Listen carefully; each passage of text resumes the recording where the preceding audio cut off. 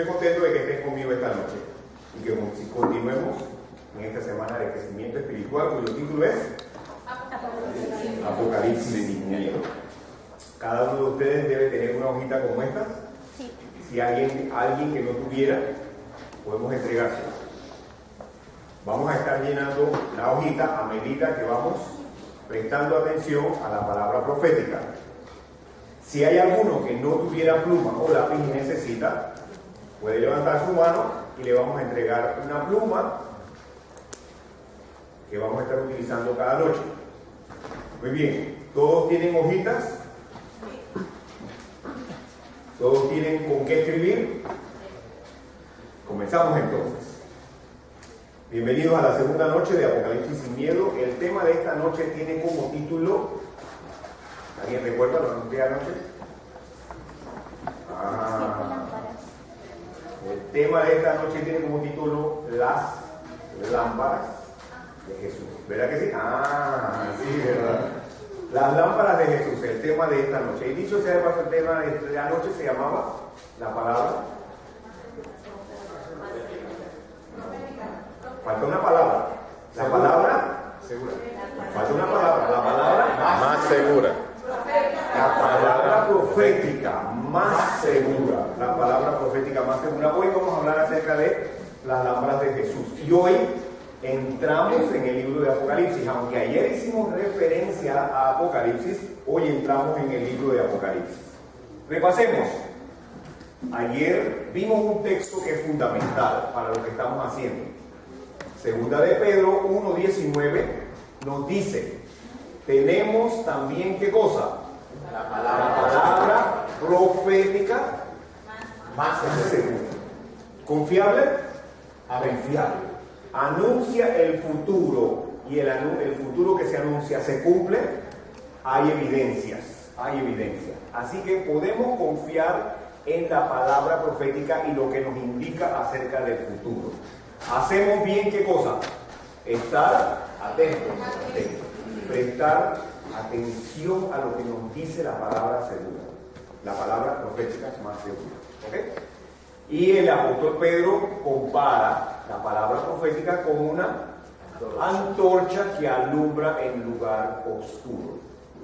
¿Sabemos el futuro? No. El futuro es oscuridad para todos. Sin embargo, tenemos la palabra profética más segura como antorcha que nos dice hacia allá vamos. ¿Correcto?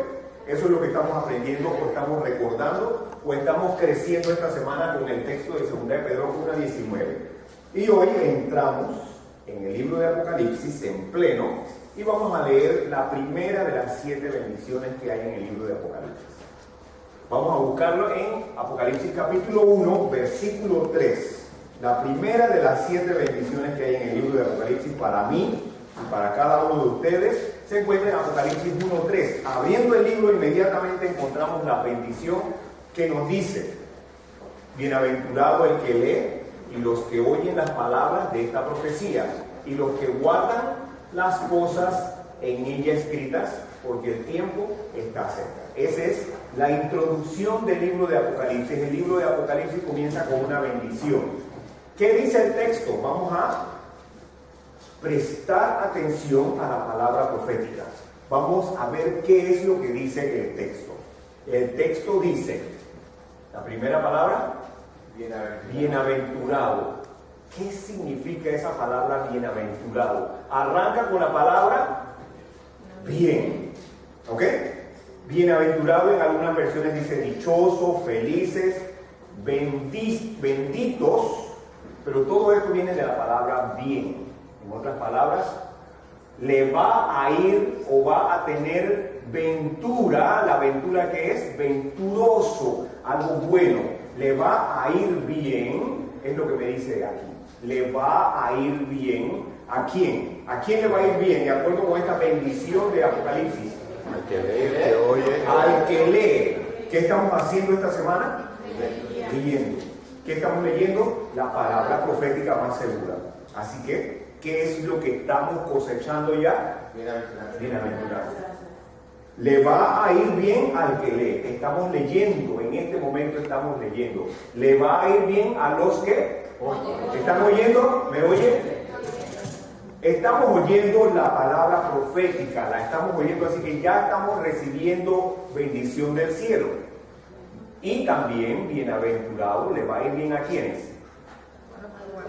A los que guardan las cosas en ella escritas. ¿Ok? Estamos leyendo, estamos oyendo, y anhelo que podamos todos guardar, ¿qué cosa?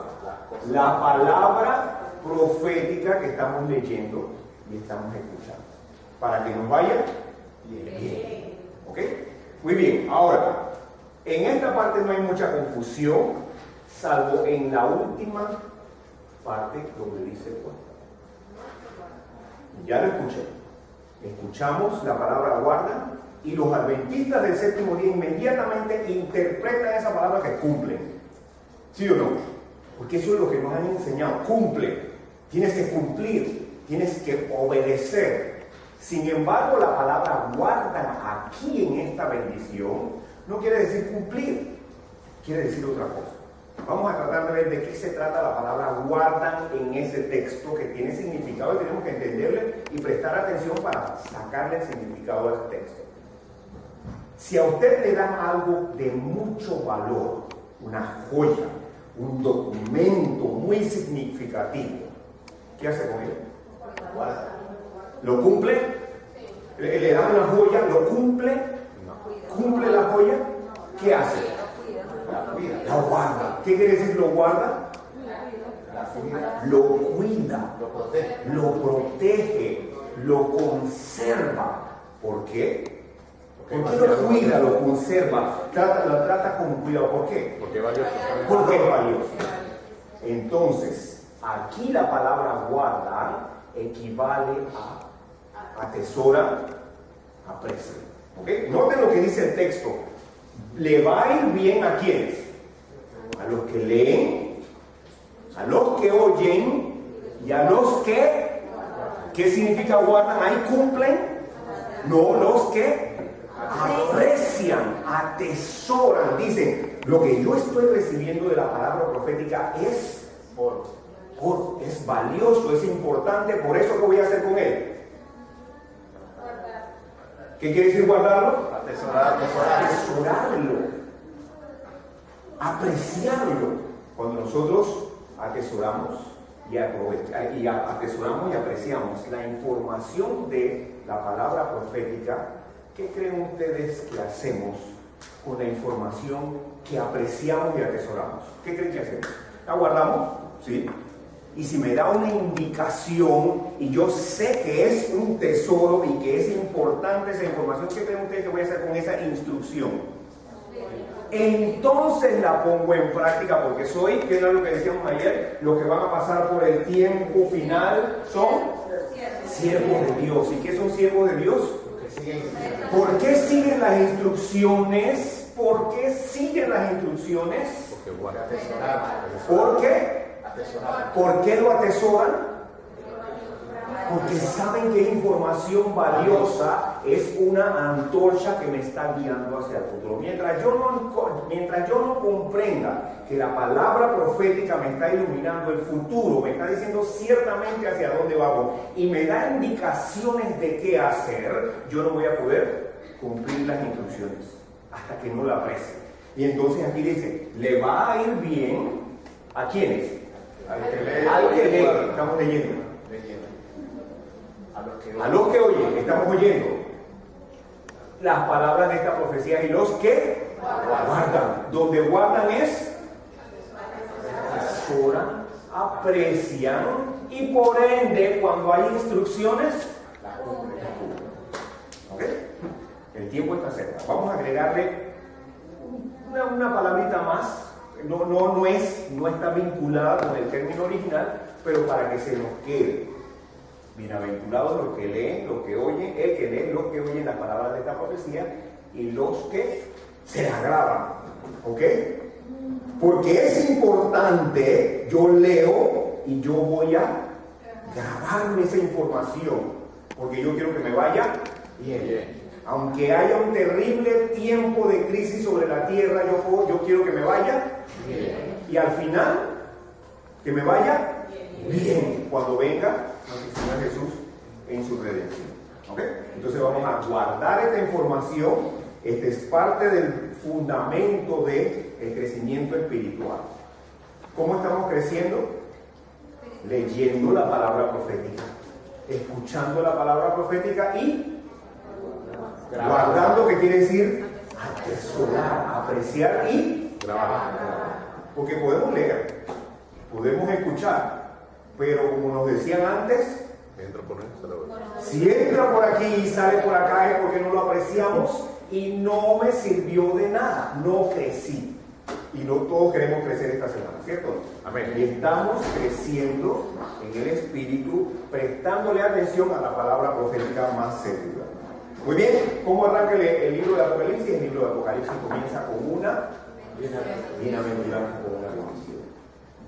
Muy bien, entonces, ya vimos el primer texto, la primera bendición del libro de Apocalipsis. Ahora vamos a hacer un poquito de repaso. ¿Qué fue lo que vimos ayer? Ayer vimos un esquema del futuro. De acuerdo con la palabra profética más segura, el esquema del futuro es el que vimos anoche. ¿Cuál es el esquema del futuro? Aquí estamos hoy, ¿cierto? Y la palabra profética más segura nos dice que en el futuro, con seguridad, va a haber un tiempo, ¿cómo fue que le llamamos? Una terrible crisis mundial.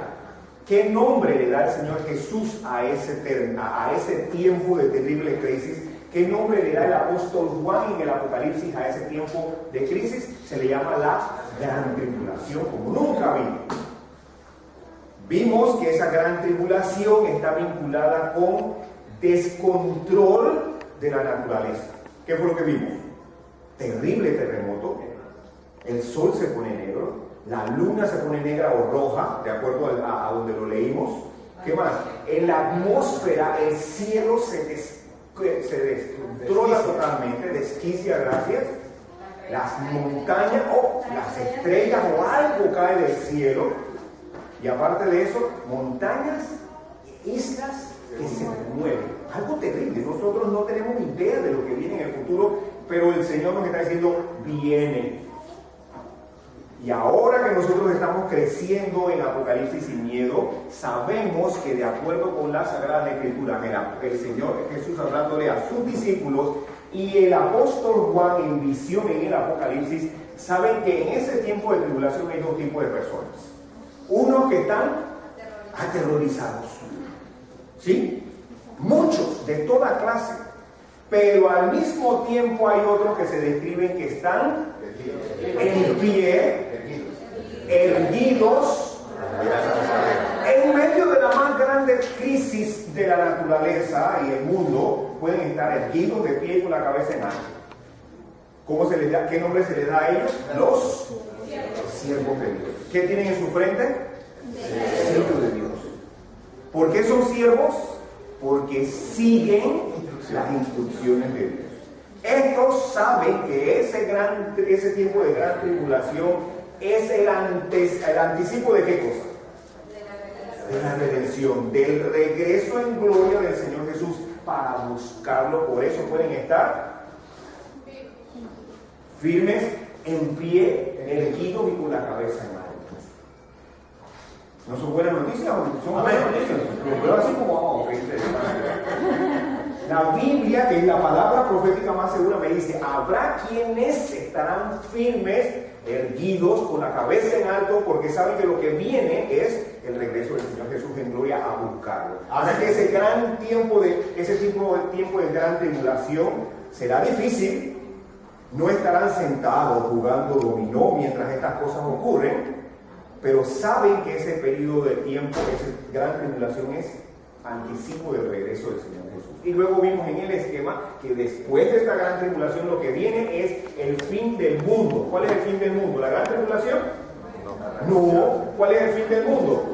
El regreso en gloria del Señor Jesús a buscar a los siervos de Dios que están sellados en su frente, que lo están esperando. ¿En qué posición? ¿Escondido? De pie. Erguido.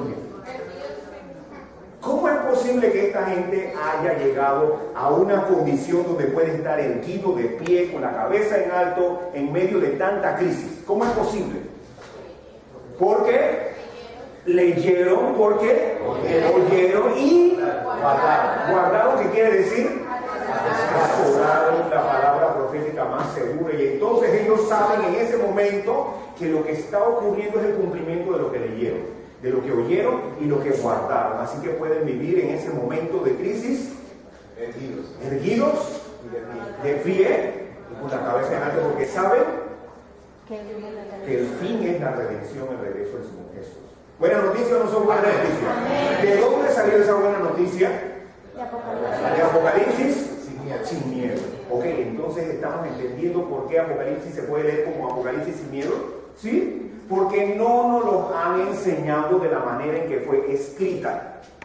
Note usted que los predicadores del Apocalipsis sacan Apocalipsis 13 y comienzan a ver los monstruos que salen del sol, del mar y de la tierra, y los espíritus que salen, pero no pasan por Apocalipsis 1 y 2 y 3. De hecho, les hago un par de preguntas de Apocalipsis 1, 2 y 3, la mayoría no tienen idea de lo que hay allí. Cuando los capítulos 1, 2 y 3 son el fundamento del libro de Apocalipsis. Entender Apocalipsis 1, 2 y 3 es lo que se necesita para que cuando comience el capítulo 4 en adelante y todas las cosas terribles, ya uno sepa, ya yo sé cuál es el final. ¿Cierto? Así que estamos leyendo el libro de Apocalipsis y recibiendo las bendiciones. Eso es el repaso de ella. Oh, se me pasó. La palabra guardar en Apocalipsis 1.3 equivale a 3 palabras. ¿Cuáles son? Para que lleguen. Atesorar, apreciar, y nosotros le agregamos aquí grabarnos. Y eso es lo que espero que podamos, por la obra del Espíritu Santo que estamos pidiendo, que pueda quedar grabado en nuestra mente y en nuestro corazón la bienaventuranza que hay en el libro de Apocalipsis para esta noche. Muy bien, entremos en materia. Estábamos repasando nada más. Ahora entramos en el libro de Apocalipsis. ¿Quién escribe el libro de Apocalipsis? El libro de Apocalipsis está escrito por un personaje que se llama Juan. No se sabe a ciencia cierta quién es el Juan que lo escribe. Sin embargo, se cree que es el mismo Juan que escribió el Evangelio y escribió las cartas. ¿Okay? ¿Quién es ese Juan que escribió el Evangelio y escribió las cartas? Y creemos que es el que escribió el libro de Apocalipsis. Pues ese Juan es un personaje que acompañó al Señor Jesús por aproximadamente 3 años y medio, cuando el Señor Jesús estuvo aquí en la tierra, cumpliendo la función de Mesías, de Salvador. Pues bien, ¿cómo comienza la historia de Juan? Ahí está el mar Mediterráneo y aquí está el estado de Israel, alrededor de aquí. Por aquí está el estado de Israel, lo que hoy es el estado de Israel. En aquella época en que aparece el Señor Jesús, había 2 regiones, Judea y Galilea. No existía esto. ¿Ok? Esta palabra no se la menciona a un hebreo porque no se la va a aceptar. Y yo en una ocasión hice una llamada a la embajada de Israel haciendo investigación de esto y le digo, bueno, ellos hicieron un mapa de partido, el estado de Israel. ¿Ok? Ellos son tajantes en cuanto a ello. Muy bien, pero también lo conocemos en la Biblia como Palestina. Esa en Judea estaba la capital Jerusalén, en Galilea estaba el mar conocido como el mar de Galilea. Había otras poblaciones por ahí. Pues resulta ser que este personaje que conocemos como Juan conoció al Señor Jesús aquí en el río Jordán, en la provincia de Judea, cerca de la ciudad de Jerusalén, en esta área. Lo conoció cuando un predicador ambulante de aspecto peculiar predicaba junto al río Jordán, aquí en esta área, que tenían que bautizarse porque el reino de Dios estaba cerca. Juan realmente pertenecía y vivía y trabajaba en la provincia de Galilea, en alguna parte alrededor de este mar, este lago que es el mar de Galilea. Él trabajaba. cuando escuchó de ese hombre peculiar que estaba haciendo unos llamados al pueblo de Dios, al pueblo de Israel, porque el reino de Dios se había acercado, él dijo, oh, voy, y se fue para allá. Cuando llegó aquí, se encontró con Juan el Bautista, aceptó el mensaje de Juan el Bautista y se quedó con él. Se quedó escuchando lo que él decía día tras día, aprendiendo de él. ¿Cuál fue su sorpresa cuando de pronto Juan el Bautista ve un personaje X por allí y entonces escucha las palabras de Juan el Bautista que dice, aquí está el Cordero de Dios que quita el pecado del mundo? Él quedó impresionado por él. Estuvo presente cuando Juan bautizó a ese personaje y fue testigo de esa manifestación extraordinaria sobrenatural que hubo junto al río Jordán en aquella ocasión. Por lo cual él quedó impresionado y él tomó la decisión, yo voy a seguirle. Y de ese momento en adelante, Juan siguió al Señor Jesús durante 3 años y medio, un poquito menos de 3 años y medio, hasta la muerte del Señor Jesús. Estuvo presente en el lugar donde estaban enjuiciando al Señor Jesús contra la ley, en contra de la ley de noche. Se quedó con él hasta el momento en que lo vio morir en la cruz del Calvario y fue testigo cuando el domingo en la mañana lo pudo ver, bueno, no sé si fue en la mañana o en la tarde, en algún momento del domingo, el primer día de la semana, lo volvió a ver vivo después de haberlo muerto. Fue testigo de él. Fue testigo cuando el Señor Jesús, violando las leyes de la gravedad, se elevó y desapareció al cielo. Y fue testigo cuando aquellos seres sobrenaturales le dijeron, este mismo Jesús que has visto ascender al cielo, regresará a sí mismo para buscarlo. Amén. Amén. El apóstol Juan dedicó su vida a esto. ¿Por qué? ¿Por qué dedicó su vida a dar a conocer esto? Porque se había encontrado personalmente con Dios. Y en su palabra, en su carta, en la carta la primera de Juan, él dice, yo estuve hombro con la eternidad. Yo escuché hablar al Dios Todopoderoso. Yo vi al Dios Todopoderoso, el creador de todo lo que existe. Yo lo vi tocar personas y traerlos de la muerte. Y eso es lo que yo comparto con ustedes. Dedicó su vida plenamente a esto. ¿Por qué? Porque se había encontrado personalmente con el Eterno, con su Salvador. Cuando el Señor Jesús llega a nuestras vidas, la cambia y la cambia para siempre. Amén. Amén. El que se encuentra con el Señor Jesús, de dentro de sí brota el deseo de darla a conocer a las demás personas. ¿Por qué? Porque es una buena noticia de salvación. No lo hace para meter gente en iglesias. Lo hace para que tenga la oportunidad de ser libre del pecado, de la condenación de la muerte y pueda tener vida eterna en el Señor Jesús. Amén. Y lo comparte a todos los lugares, a todas las personas que están a su alrededor. Esa fue su vida.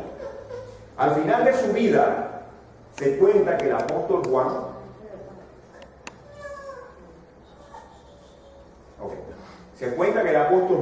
no está escrito en las Sagradas Escrituras, se dice que el apóstol Juan fue trasladado a Turquía, a lo que hoy es Turquía. En aquella época, esta parte de Turquía, que está cerca del mar Egeo y frente a Grecia, esta provincia se llamaba Asia. Y en esa provincia de Asia había muchas ciudades y pueblos, que son los que aparecen aquí. Algunos de estos pueblos son mencionados en el libro de los Hechos como Éfeso, Pérgamo, Colosas. Hay una carta escrita a los colosenses, hay una carta escrita a los efesios. Estos pueblos son mencionados en algunos textos del Nuevo Testamento en el libro de Hechos. Estos pueblos o ciudades estaban en esa provincia y el apóstol Juan se dedicó a visitar las iglesias cristianas que estaban en este territorio.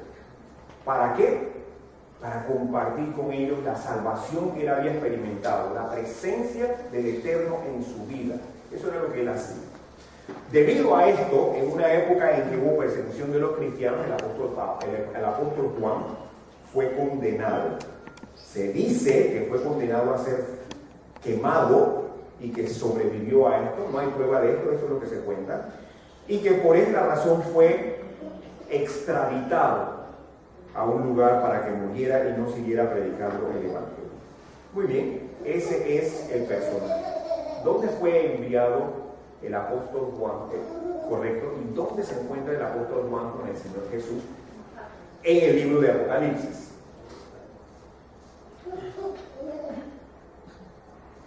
Con la ayuda de la tecnología moderna, vamos a tratar de ver dónde estaba el apóstol Juan. Ahí tenemos Europa, África, y nos vamos a acercar al mar Mediterráneo. Aquí está el mar Mediterráneo, España, Italia, por aquí está Egipto, por aquí está convulsionado esto, Siria, Palestina, el Estado de Israel. Y aquí está Turquía. Esto es Turquía. Y aquí está Grecia. En esta región de aquí, y nos vamos a ir acercando, está lo que es conocido como el Mar Egeo, uno de los lugares más visitados por turistas en el mundo. Aquí hay una ampliación del Mar Egeo, Grecia, Turquía. Aquí está el área donde estaba la provincia de Asia. Muy bien, allí entre Turquía y Grecia está el Mar Egeo, uno de los lugares más hermosos del mundo, después de Panamá, por supuesto. Amén. Muy bien, quiero que vean lo que ven los turistas que van a esas islas del Mar Egeo y vayan haciendo sus planes. Ahí, esta es una de las islas. Miren ustedes, cuando el apóstol Juan habla acerca del mar de Libio, algunos escritores aducen que él hacía referencia a ese mar que él podía ver, donde el sol se reflejaba en su magnitud de una forma hermosa. Esa es interpretación de algunos que explican el libro de Apocalipsis. Miren esa isla. El blanco y el azul característicos de las islas del mar Egeo.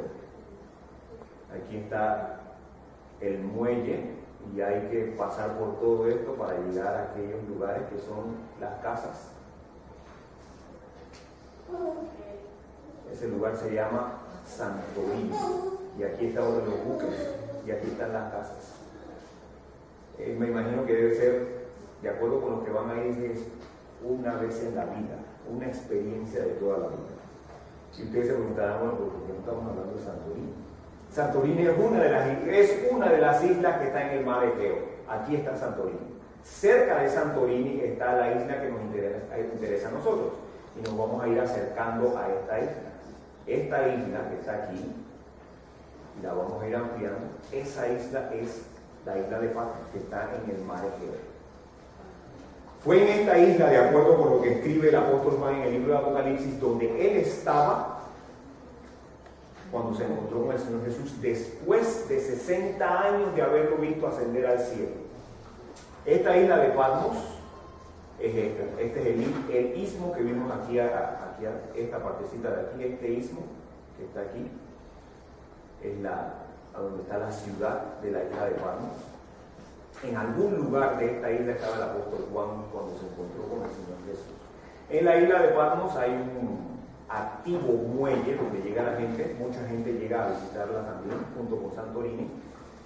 Características parecidas, ¿no?, a Santorini, blanco, azul, y las casitas una cerca de las otras.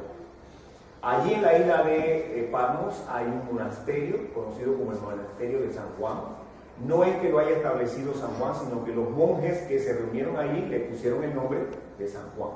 También hay un lugar que es muy visitado, es conocido como la Gruta del Apocalipsis. Se cree, se dice que es el lugar donde estaba el apóstol Juan cuando recibió la visita de nuestro Señor Jesús ahí en la isla de Patmos. Pues bien, en la isla de Patmos, entonces creo que tenemos que llenar ahí, ¿no? Podemos llenar la primera línea de la siguiente parte donde dice: el apóstol Juan estaba en la isla de Patmos. Muy bien, continuemos. Solamente llenamos por la palabra Patmos y luego vamos a llenar el resto de la oración. Ahí está el apóstol Juan, abandonado para que se muera por predicar el Evangelio. Y cuando está allí, el apóstol Juan está en la isla de Patmos y algo ocurre súbitamente y sin previo aviso. Ocurre algo que él describe en Apocalipsis capítulo 1, donde dice en los versículos de 10 al 11 en el capítulo 1, dice el apóstol Juan: Yo estaba en la isla de Patmos cuando de pronto oí detrás de mí una gran voz como de trompeta. Cuando él dice una voz como de trompeta, está tratando de describir lo mejor posible el estruendo, la magnitud del sonido que él está escuchando. ¿Hoy qué utilizaríamos?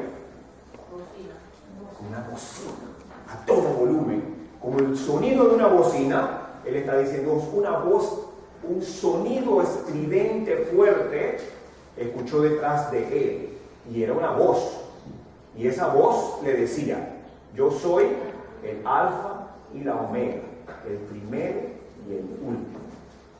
Escucha la voz que le dice: yo soy el alfa, la primera letra del abecedario o el alfabeto griego, y soy la omega, que es la última letra del mismo alfabeto, diciendo principio y fin. Y luego insiste y dice primero y último. Él está mandándole, la voz que le está hablando está mandando un mensaje inmediatamente. Está diciendo: no hay nadie antes de mí, no habrá nadie después de mí. En otras palabras, yo soy el eterno.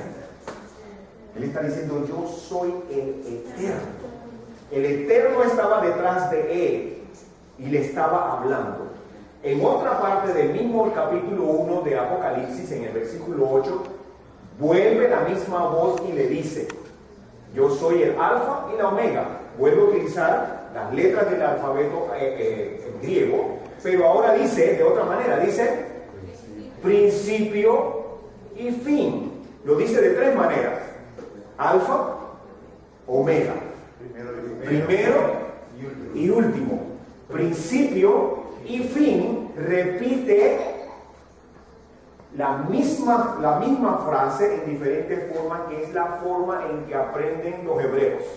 Los hebreos aprenden primero una vez, luego otra, luego otra. ¿Recuerdan ustedes el texto del Antiguo Testamento donde decía el Señor: repítelo en la mañana, repítelo en la tarde, escríbelo en la pared, repítelo y repítelo? Porque él sabía que la manera en que aprende el hebreo es por repetición, y por eso él repite la misma frase o el mismo mensaje en tres maneras. ¿Cuál es el mensaje?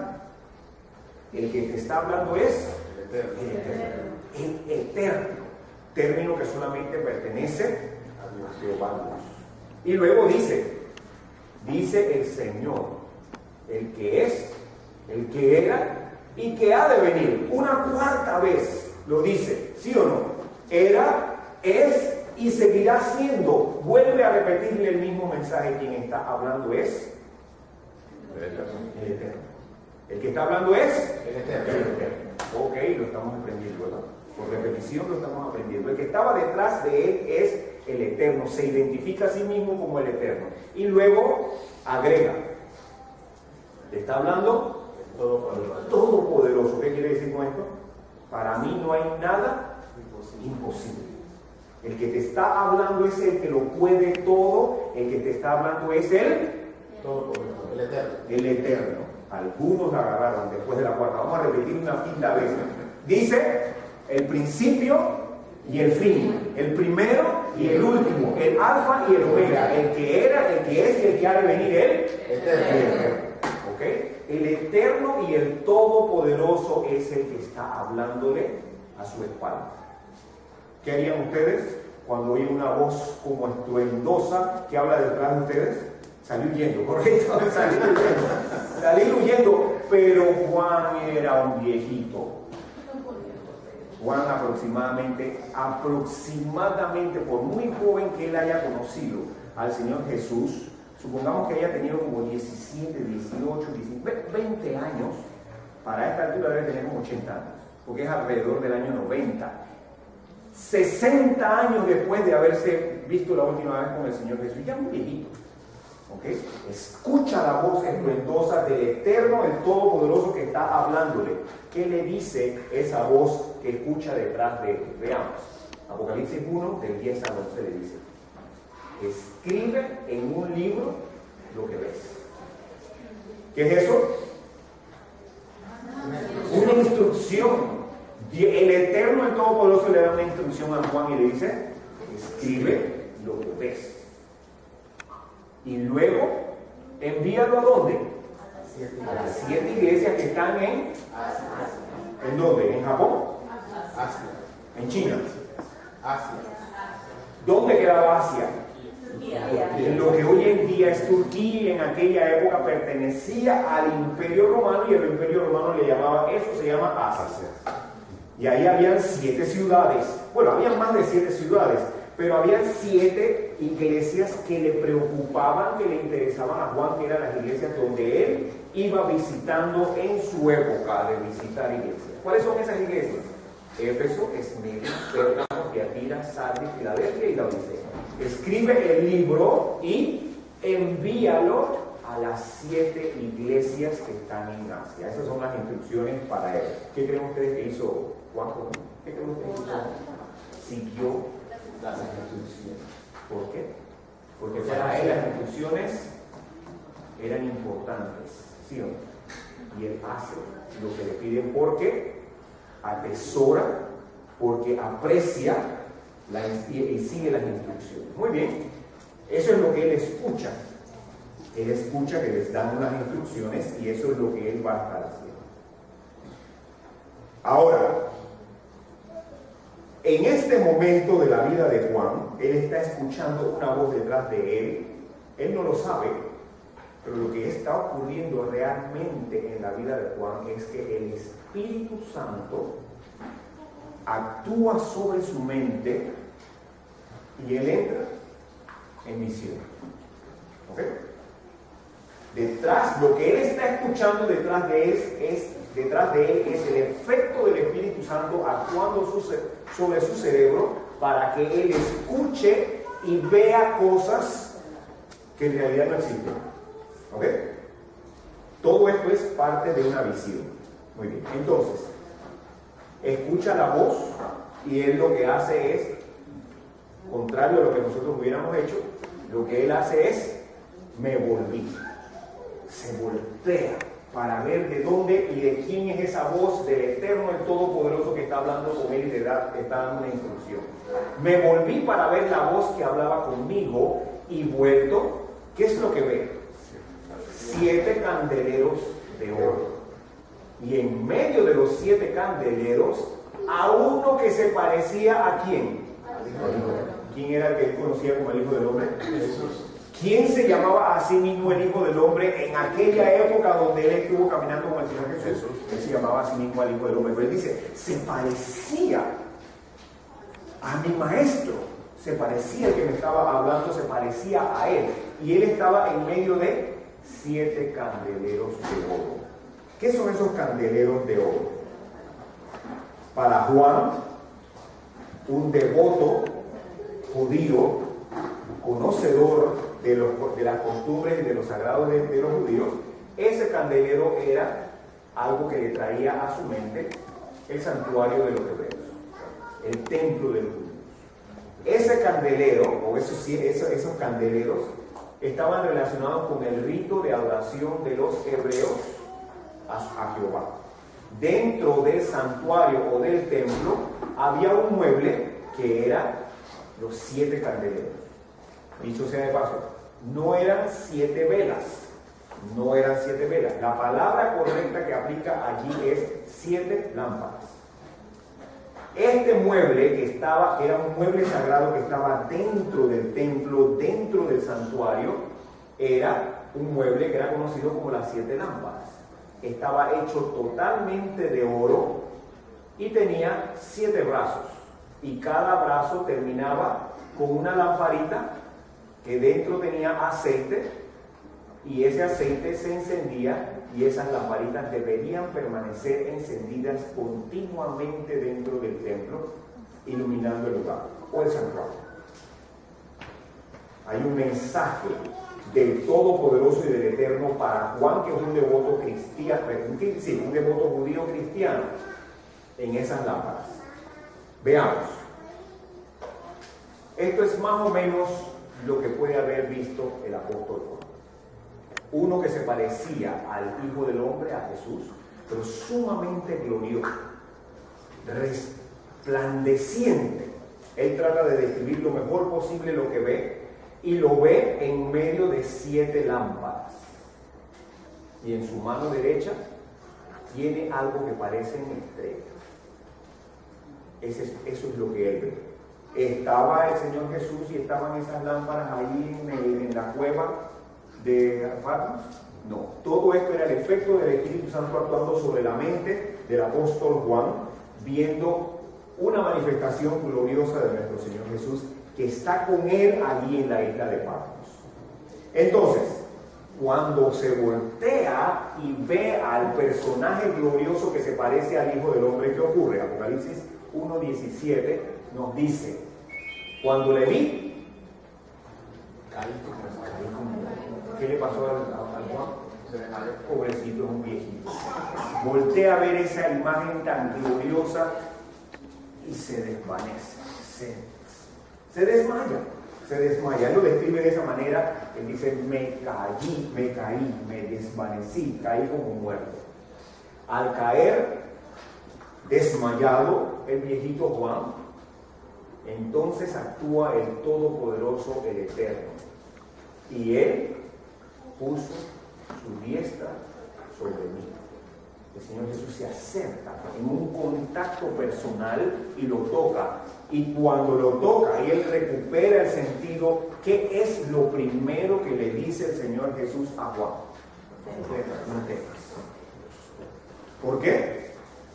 Porque en este momento Juan debe estar atemorizado de la escena que está presenciando y por eso se desmayó. Lo primero que hace el Señor Jesús al acercarse y tocar a Juan le dice: no temas. Aquí hay lecciones que tenemos que aprender esta noche. ¿Ok? Cuando el Señor Jesús se acerca a mi vida, ¿qué es lo primero que me dice? No temas. Muchos de nosotros todavía pensamos que cuando el Señor Jesús se acerca a nosotros es para condenarnos y para criticarnos. Apocalipsis sin miedo esta noche tiene palabra profética para cada uno de nosotros que hacemos bien en estar atentos. ¿Y qué es lo primero que dice el Señor Jesús cuando se acerca a mi vida? No temas. Y Él sabe que lo primero que Él debe decirnos es: no temas, porque nosotros tememos enfrentarnos con el Eterno, ¿sí o no? Si es una sombrita en la noche que se mueve y entramos en pánico, ahora que se nos presente el Todopoderoso como se le presentó a Juan, sencillamente ahí quedamos, hasta ahí llegamos. Pero el Señor Jesús se acerca a nosotros y nos dice: no temas. Porque el Señor Jesús no viene a condenarnos, no viene a criticarnos, y Él en su palabra lo enfatiza. Miren lo que ustedes enfatizando: no temas. Miren lo que Él les dice, aparte de decirles no temas. Le dice: yo soy. Una vez más le dice: yo soy el Eterno. No temas, yo soy el Todopoderoso, yo soy el Eterno. Pero ahora le confiesa y le confirma algo que es muy importante para Juan. ¿Qué le dice? Yo soy el que vivo y estuve muerto, mas he aquí que vivo por los siglos de los siglos. Amén. ¿Por qué le dice esto al apóstol Juan, el personaje? Porque él estuvo ahí. Para que confirme Él es mi maestro, el que está aquí conmigo, glorioso y es eterno y es todopoderoso, y Él está conmigo, y lo primero que me dice es: no temas. Viene a ayudarlo, viene a confortarlo, viene a fortalecerlo, porque ese es su propósito en la vida de Juan y ese es el propósito de cada uno de nosotros en esta noche. Y Apocalipsis sin miedo, Apocalipsis 1:17, tiene un mensaje para nosotros. El Señor Jesús no viene a condenar, el Señor Jesús no viene a criticar. ¿Por qué? Porque ya somos condenados por ser pecadores. Ya no tiene que venir a condenar, Él lo que tiene que venir, o Él viene a nuestra vida, es para ayudarnos, para salvarnos. Y lo primero que me dice es: no temas. Lección: deje de huir del Señor Jesús. Le tenemos miedo a Dios, le tenemos miedo al Señor Jesús. Le servimos por temor, Porque si no hago esto, viene el castigo. Eso es lo que está ahí muy adentro de nuestra conciencia y de nuestro corazón. Y por eso no vivimos una vida de gozo. Y siempre estamos preocupados y no sabemos si tenemos salvación. El Señor Jesús no viene a condenar, viene a la salvación. Lo dice las Sagradas Escrituras, lo dice en Juan 3:17. ¿No sabemos el 3:16, sí o no? No lo sabemos de memoria. Vale la pena aprendernos el 16 y el 17, porque dice el 17, porque no envió Dios a su Hijo al mundo para condenar al mundo, sino para que el mundo sea salvo. ¿Buenas noticias o no son buenas noticias? De Apocalipsis sin miedo. De Apocalipsis sin miedo. Entonces llenemos. El apóstol Juan estaba en la isla de cuando vio en visión ¿a quién? A Jesús en medio de 7 lámparas o candeleros con 7 estrellas en sus pies. Llenemos esa y luego llenamos la siguiente parte.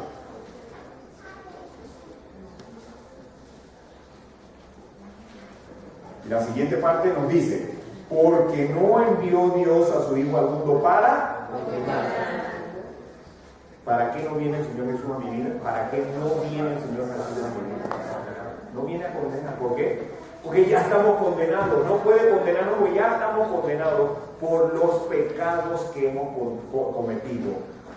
No viene no envió Dios a su Hijo al mundo para condenar al mundo, sino para que el mundo sea salvo. Palabra profética más segura a la cual hacemos bien estar atentos. ¿Están atentos? Amén. Estamos leyendo, estamos oyendo, y mi deseo es que el Espíritu Santo nos ayude a atesorar, guardar, apreciar, y la última que agregamos, grabar en nuestra mente. El Señor Jesús ha llegado a mi vida para darme salvación, no para condenarme. Muy bien, entonces continuemos. El Señor Jesús, luego de presentarse, de fortalecerlo al apóstol Juan, le dice, te voy a explicar el misterio de lo que estás viendo. ¿Cuál era el misterio de lo que él estaba viendo? Escena del Señor Jesús en medio de 7 lámparas con 7 estrellas en la mano. Todo eso era una visión simbólica. Tenía un mensaje simbólico para Juan. Y ahora le dice, te voy a explicar lo que has visto con las 7 estrellas en mi mano. Lo primero que le dice es, los candeleros, lo último que dice, pero vamos a tomarlo de al revés, es, los 7 candeleros que has visto son, ¿qué 7 iglesias? ¿Cuáles 7? Las que están en Asia, a las cuales él va a enviar la carta que Juan visitaba y que muy seguramente era una preocupación de qué era lo que estaba ocurriendo en esas iglesias que él amaba tanto, que a él le interesaba. ¿Cuál es el mensaje del Señor Jesús parado en medio de los 7 candeleros? Jesús, en medio de los 7 candeleros, donde los 7 candeleros son 7 iglesias. ¿Cuál creen ustedes que es el mensaje? Yo estoy presente en medio de esas 7 iglesias.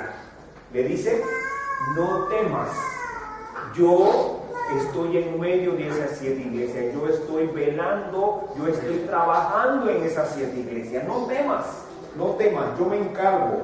Y luego dice, también viste 7 estrellas en mi diestra. Estas 7 estrellas que viste son los ángeles de las 7 iglesias. Aquí hay 2 interpretaciones posibles.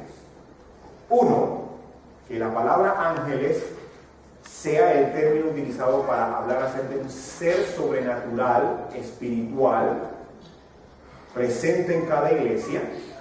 La otra opción es interpretar la palabra ángel por lo que significa en griego. ¿Qué significa la palabra ángel en griego? La palabra ángel en griego significa mensajero. Hay 2 posibilidades. Uno, un ser sobrenatural que está presente en las 7 iglesias, en cada una de las iglesias. Y la otra es un mensajero de la iglesia que el Señor Jesús tiene muy cerca. Mi interpretación personal es, para mí, ahí le estaba hablando acerca de un líder espiritual el mensajero de cada una de esas iglesias. Porque imagínense usted tratando ¿por qué tendría a un ser sobrenatural el Señor Jesús en su mano, un ser sobrenatural, si Él se comunica constantemente con Él? ¿Cierto o no? Mucha más lógica tiene el pensar que Él se está refiriendo a: tengo a los 7 mensajeros, el mensajero de cada una de las 7 iglesias, los tengo muy cerca de mí. Pero eso es interpretación y no vamos a entrar en discusión en cuanto. Usted decide, un ángel o un mensajero humano en esa iglesia. Muy bien, lo que sí Él está diciendo es: yo tengo el control, yo soy el Todopoderoso, yo estoy en medio de las iglesias y estoy velando por ellas. No temas, no temas. Muy bien, entonces, resumiendo lo que hemos aprendido de Apocalipsis sin miedo en esta noche. Cuando Jesús llega a tu vida, cuando Jesús llega a mi vida, me dice lo siguiente: palabra profética a la cual tenemos, o hacemos bien, estar atentos. El Señor Jesús, cuando llega a mi vida, me dice: no temas. Amén. Amén. ¿Tengo que temerle al Señor Jesús? No, porque Él viene a darme salvación. No temas. Me dice: yo estoy contigo. Así como estaba en medio de las 7 iglesias, velando por ellas, así como tiene a los 7 ángeles en sus manos, velando por ellos, así el Señor Jesús está conmigo. Y Él me dice: yo soy el Eterno, el mismo que habló en el Antiguo Testamento, el mismo que murió en la cruz del Calvario, el mismo que ha de regresar en gloria, ese está conmigo para que yo no tema. Yo soy el Todopoderoso. ¿Qué hay imposible para Él? Nada imposible para Él. Él me puede ayudar. Y Él dice: yo vengo para darte condenación. No, yo vengo para darte salvación. Amén. ¿Son buenas noticias o no son buenas noticias? Apocalipsis sin miedo. ¿Había usted considerado esto en el libro de Apocalipsis? Probablemente nunca se lo habían presentado. Por eso, este momento que estamos aquí, esta semana de crecimiento, se llama Apocalipsis sin miedo. Apocalipsis sin miedo. Ahora, como hemos hecho en la noche anterior y como vamos a estar haciendo cada noche, yo voy a pedirle, a invitarle más bien, a algún valiente o alguna valiente que en esta noche quiera decir: Jesús, quiero atesorar tu palabra profética. Se pone de pie, no que levanto la mano y que nos ponemos todos y no sabemos lo que estamos diciendo. Párese, si es valiente, se para ante el Señor Jesús y le dice: Señor Jesús, quiero atesorar tu palabra profética. ¿Quién es el valiente o la valiente? Debe haber alguno. Ahí está. Okay. Ya van. Señor Jesús, quiero atesorar tu palabra profética. Amén. Amén. Señor Jesús, quiero atesorar tu palabra profética. Amén. Señor Jesús, quiero atesorar tu palabra profética. Amén. Amén. Ok. Ahora tengo la oportunidad para otro. ¿Quién es el valiente o la valiente o los valientes? Porque hay 3.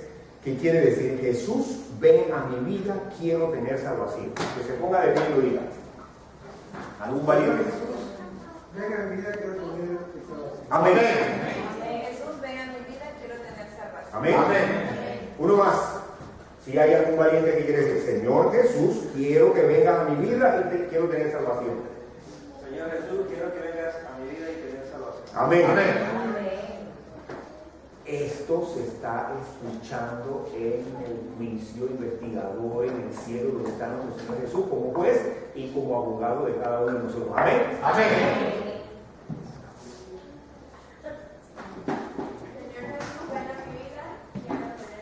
Amén. Amén. Amén. Esta noche el Señor Jesús se siente complacido, al igual que me siento complacido yo. Estamos creciendo espiritualmente. Sí, amén. La palabra profética está hablándonos, estamos leyendo, estamos escuchando y estamos guardando, que sabemos qué significa guardando. Y es mi deseo y oración que el Espíritu Santo se manifieste en cada uno de nosotros de tal manera que podamos leer Apocalipsis sin miedo, libre de temor, porque está escrito en la palabra profética, y la palabra profética fue escrita para darnos confianza, fortaleza, esperanza y no miedo. Que el Señor le bendiga. Amén. Amén. se me encomendó recordar antes de que terminemos la oración que esta noche también hay refrigerio. Amén, amén.